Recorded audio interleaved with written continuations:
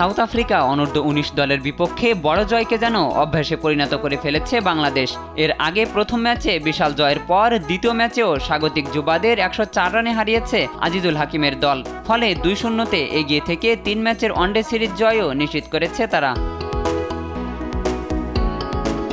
Wilmore পার্কে toss হেরে bat করতে নেমে বাংলাদেশকে ভালো শুরু এনে দেন জাওয়াদ আবরার এবং রিফাত বেগ। 56 রানের জুটি গড়েন দুজনে। রিফাত ব্যক্তিগত 18 রান করে আউট হলেও 50 তুলে নেন জাওয়াদ। এই ওপেনার সাজঘরে ফেরেন 57 রান করে।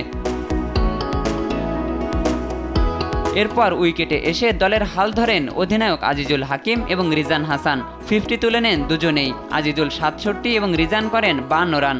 এরপর শেষ দিকে সামিউল বশিরের ঝড়ো 25 রানে ভর করে 6 উইকেটে 265 রানে লড়াকু সংগ্রহ পায় বাংলাদেশ। 266 রানের টার্গেটে ব্যাট করতে নেমে শুরুতেই বাংলাদেশের বোলারদের তোপের মুখে পড়ে সাউথ আফ্রিকা। দলীয় 100 রানের মধ্যেই 5 উইকেট হারিয়ে বিপদে পড়ে তারা। শেষ পর্যন্ত 161 রানে গুটিয়ে যায় প্রোটিয়া যুবাদের ইনিংস। বাংলাদেশের আল ফাহাদ, আজিজুল হাকিম এবং শাহাদিন ইসলাম 2টি করে উইকেট নেন।